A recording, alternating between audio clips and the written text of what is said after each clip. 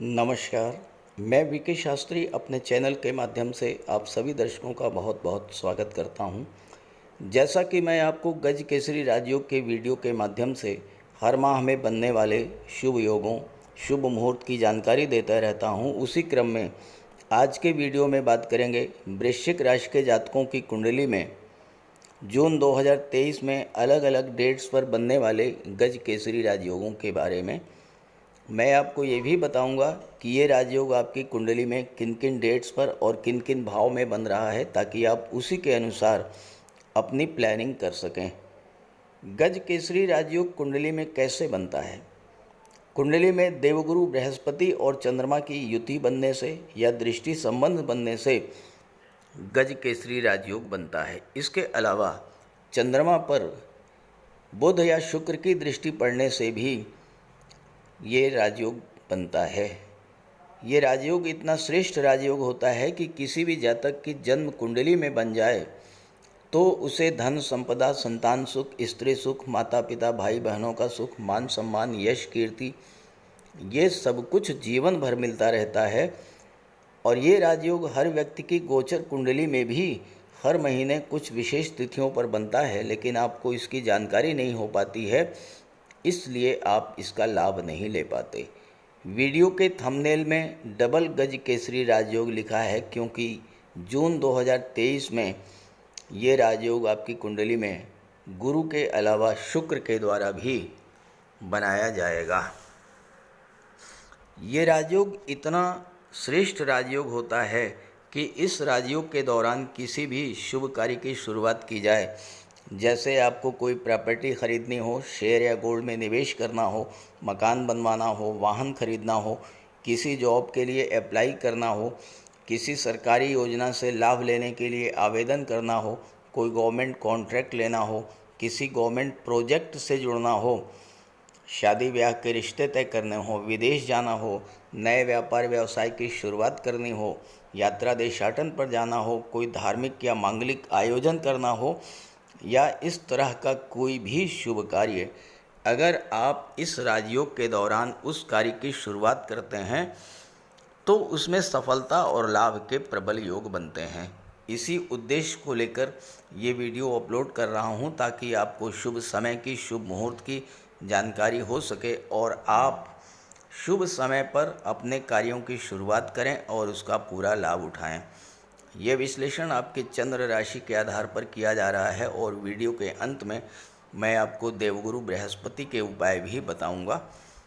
लेकिन आगे बढ़ने से पहले मैं ये ज़रूर समझाऊंगा कि मई 2023 में और 15 जून 2023 तक ये राजयोग आपकी कुंडली में प्रभावी क्यों नहीं था। देखिए, मैं 15 जून की कुंडली के आधार पर ग्रहों का अंश बल आपको दिखाने जा रहा हूँ। यहाँ आप देखिए कि 15 जून को ग्रहों का अंश बल कितना था। देवगुरु बृहस्पति 12 डिग्री, बुध 12 डिग्री, शुक्र 14 डिग्री, शनि 13 डिग्री। 15 जून 2023 की डेट वो डेट है जिस डेट को देवगुरु बृहस्पति युवा अवस्था में प्रवेश करेंगे, और जब कोई भी ग्रह 12 डिग्री से 18 डिग्री के बीच अंशबल होता है तो वह अपना पूरा फल देने में सक्षम होता है। और राहु 7 डिग्री पर हैं। अब राहु चूँकि वक्री अवस्था में चलते हैं, 7 डिग्री का मतलब यह है कि राहु इस समय वृद्धावस्था में गोचर कर रहे हैं और धीरे धीरे मृत अवस्था की ओर प्रवेश करेंगे। तो राहु का अंशबल कम होता जाएगा, गुरु का अंशबल बढ़ता जाएगा 15 जून के बाद। तो गुरु चांडाल योग निष्प्रभावी हो जाएगा और गज केसरी राजयोग का पूरा लाभ आपको मिलता रहेगा। अब आपका प्रश्न ये होगा कि 15 मई 2023 में मैंने गज केसरी राजयोग का वीडियो अपलोड नहीं किया, क्यों? क्योंकि गुरु अंश बल से कमज़ोर थे, 12 डिग्री से कम थे। राहु का अंश बल अधिक था, राहु मजबूत स्थिति में थे।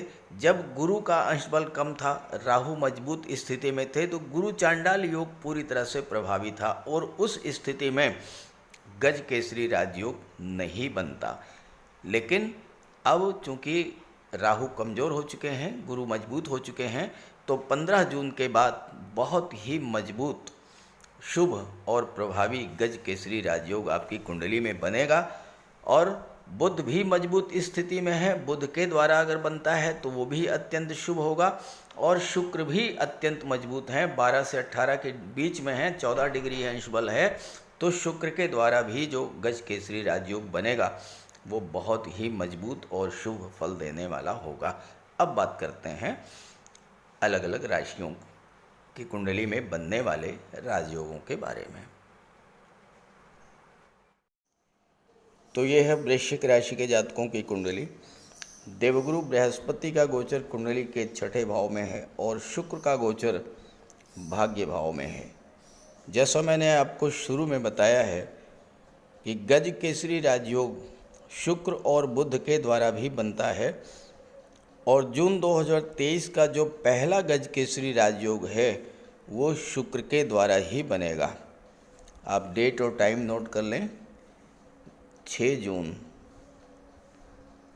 प्रातः 4:40। 6 जून को प्रातः 4:40 पर चंद्रमा मकर राशि में गोचर करेंगे और शुक्र की सीधी दृष्टि चंद्रमा पर पड़ेगी और गज केसरी राजयोग बनेगा। और चंद्रमा का मकर राशि में गोचर 9 जून प्रातः 6:02 तक रहेगा। इसका मतलब यह है कि 6 जून से 9 जून तक गज केसरी राजयोग आपकी कुंडली में प्रभावी रहेगा। देखिए, यहाँ पर शुक्र भाग्य के भाव में गोचर कर रहे हैं और गज केसरी राजयोग बना रहे हैं। तो सीधी सी बात है कि भाग्य का तो सपोर्ट आपको मिलेगा। किन क्षेत्रों में मिलेगा? शुक्र यहाँ पर विदेश भाव के स्वामी हैं और धन के कारक हैं। नवम भाव उच्च शिक्षा का भी होता है, तो विदेशों से धन प्राप्त होगा। भाग्य के सपोर्ट से आप उच्च शिक्षा के लिए विदेश भी जा सकते हैं। और शुक्र चूँकि सप्तम के भी स्वामी हैं तो विदेशी व्यापार से भी आपको लाभ का योग बनेगा। कोई नई बिजनेस डील आपको विदेशों से मिल सकती है।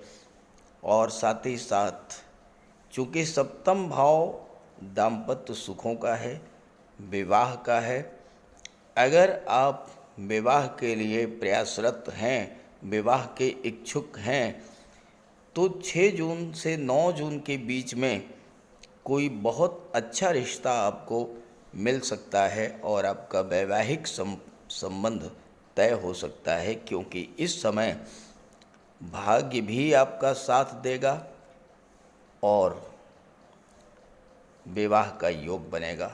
गज केसरी राजयोग बन रहा है। दूसरी बात, नवम भाव पिता का होता है, गुरु का होता है।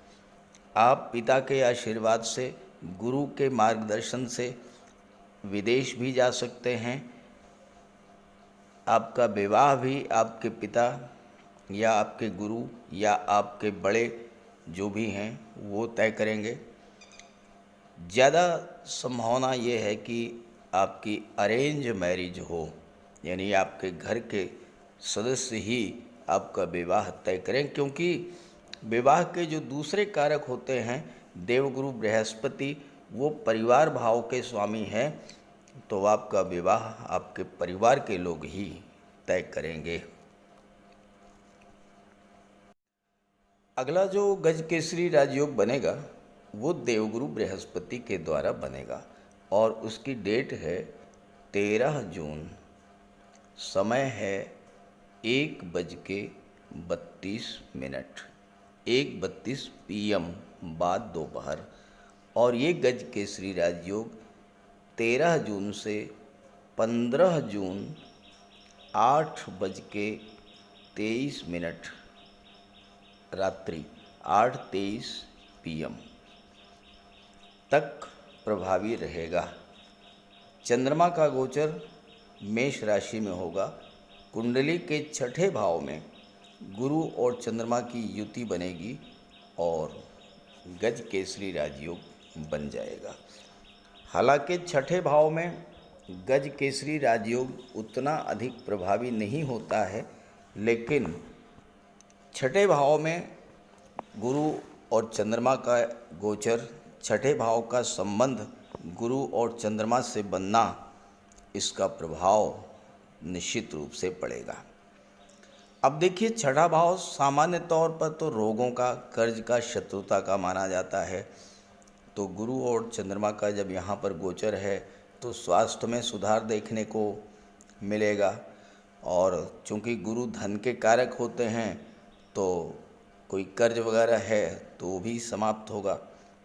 चंद्रमा और गुरु के कारण आपका मन इतना शांत रहेगा, आपकी वाणी में इतना ज्ञान होगा कि आपका कोई शत्रु होगा ही नहीं। ये तो सामान्य सी बातें हैं, लेकिन इसके अलावा छठा भाव बहुत ही महत्वपूर्ण भाव है, क्योंकि आज की डेट में हर व्यक्ति की पहली प्राथमिकता है कि वो किसी न किसी तरह से नौकरी प्राप्त करे, चाहे सरकारी नौकरी हो या प्राइवेट सेक्टर में हो, लेकिन हर व्यक्ति नौकरी की तलाश में है। और जो छठा भाव है, यही भाव नौकरी का होता है, यही भाव कंपटीशंस का होता है, यही भाव सर्विस सेक्टर का होता है, सेवा क्षेत्र का होता है। तो ऐसे में 13 जून से 15 जून के बीच में नौकरी को प्राप्त करने के लिए किए जा रहे आपके प्रयासों को बल मिलेगा, आपका मन शांत रहेगा। मानसिक शांति मिलने से आप अपने भविष्य को लेकर जो प्लानिंग कर रहे थे उसी को लेकर आगे बढ़ेंगे। हो सकता है कि किसी प्रतियोगी परीक्षा का परिणाम आपके पक्ष में आ जाए, या फिर आप प्रतियोगी परीक्षाओं को क्रैक करने की दिशा में कोई नया और सकारात्मक कदम उठा लें। जैसे आपको कोई गाइडेंस मिल जाए अच्छी, किसी अच्छे कोचिंग इंस्टीट्यूट में आप एडमिशन ले लें, या इस तरह का कुछ ऐसा हो जिससे कि आपको प्रतियोगी परीक्षाओं में सफलता मिलने का योग बने। इस समय छठा भाव ननिहाल पक्ष का भी होता है। ननिहाल पक्ष का भी आपको सहयोग मिल सकता है, वहाँ से आपको सपोर्ट मिल सकता है, और हो सकता है कि वहाँ से आप धन भी प्राप्त कर लें। चंद्रमा और गुरु की दृष्टि विदेश भाव पर पड़ेगी, जिसके स्वामी शुक्र हैं, जो कि भाग्य के भाव में बैठे हैं। तो विदेश जाने की इच्छा, विदेश जाने का सपना, विदेशों से धन अर्जित करने की इच्छा, विदेश में उच्च शिक्षा या विदेश में नौकरी, इन सब दृष्टियों से 13 जून से 15 जून का समय अत्यंत श्रेष्ठ होगा।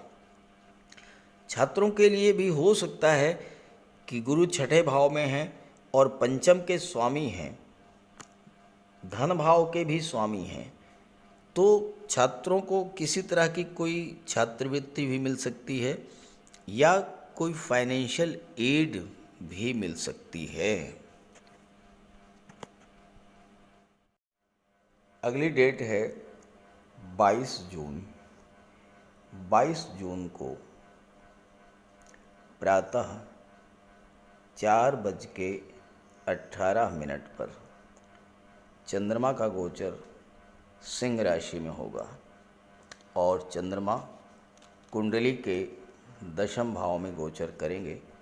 गुरु की पंचम दृष्टि चंद्रमा पर पड़ेगी और दशम भाव में गज केसरी राजयोग का निर्माण होगा।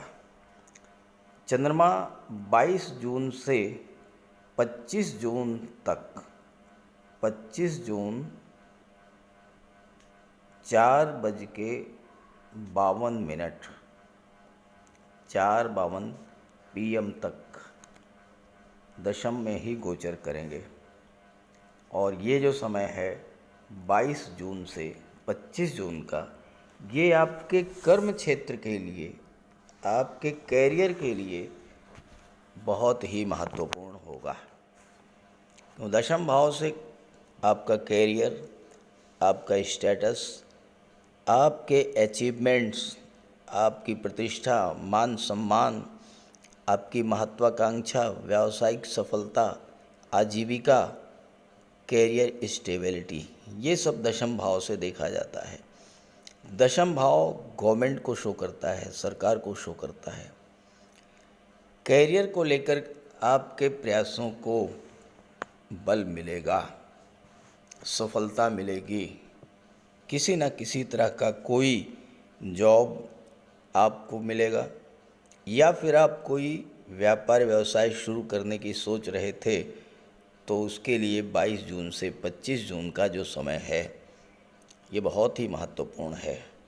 अगर आप ऑलरेडी जॉब में हैं, आपका स्टेटस बढ़ेगा, मान सम्मान बढ़ेगा और व्यावसायिक रूप से आप सफलता की ओर आगे बढ़ेंगे। गवर्नमेंट से जुड़े हुए व्यक्तियों से आपके संबंध मजबूत होंगे, या फिर आप स्वयं गवर्नमेंट का पार्ट बनने की दिशा में आगे बढ़ेंगे। IAS, IPS, सिविल सर्विसेज में आपका सिलेक्शन हो सकता है, या फिर आपको कोई सरकारी नौकरी मिल सकती है। सरकार से आपको धन भी मिल सकता है, सम्मान भी मिल सकता है, कोई गवर्नमेंट प्रोजेक्ट आपको मिल सकता है, किसी सरकारी योजना से लाभ आपको मिल सकता है।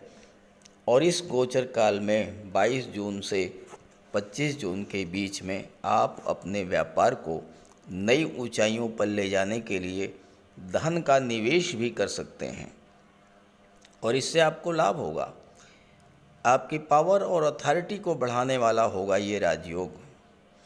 समाज में आपकी क्रेडिट बढ़ेगी, आपकी महत्वाकांक्षा बढ़ेगी, आप जीवन में नए नए लक्ष्य निर्धारित करेंगे और उसे प्राप्ति भी करेंगे।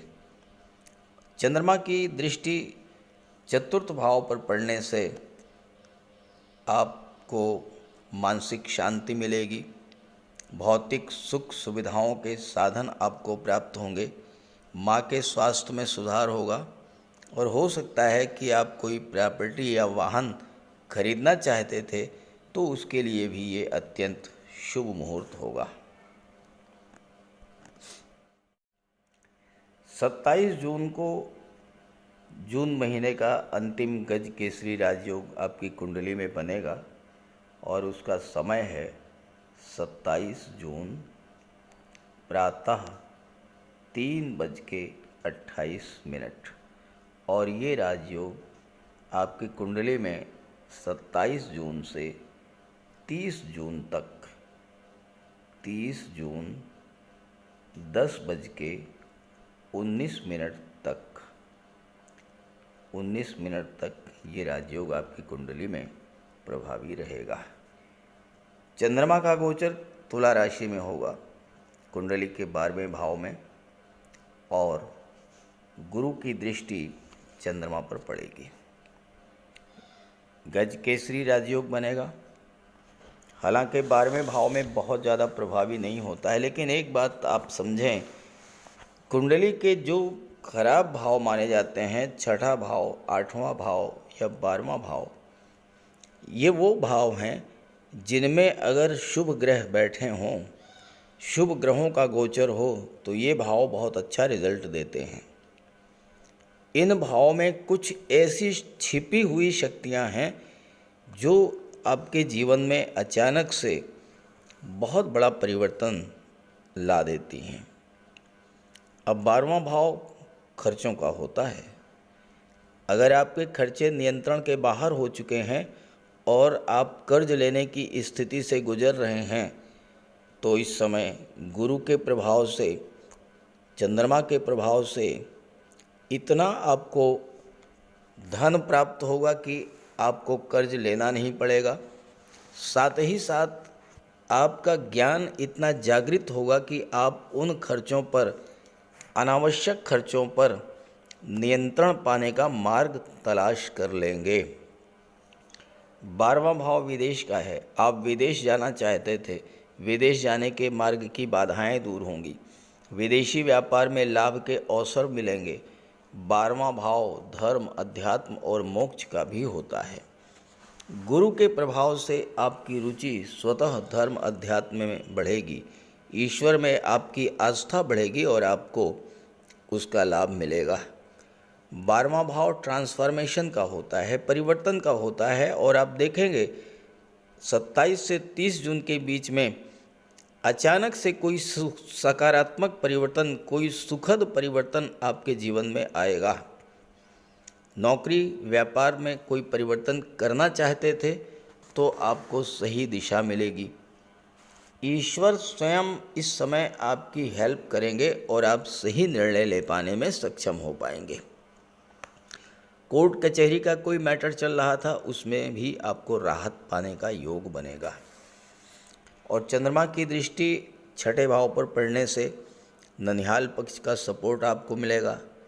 कोई कर्ज है उससे बाहर निकलने का मार्ग भी आपको मिल जाएगा। तो इस तरह से वृश्चिक राशि के जातकों के लिए जून 2023 में जिन जिन डेट्स में गज केसरी राजयोग बन रहा है उस पर विस्तृत चर्चा हो गई है।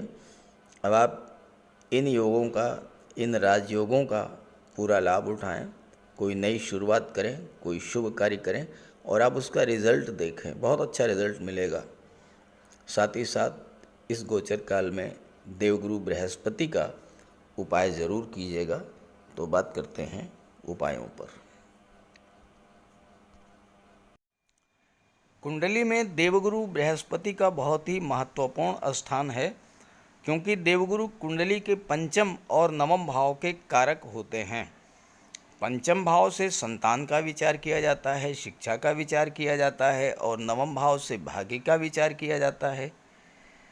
गुरु ग्रह भाग्य के लिए जिम्मेदार माने जाते हैं और किसी भी कार्य की सफलता के लिए देवगुरु का मजबूत होना बहुत ज़रूरी है।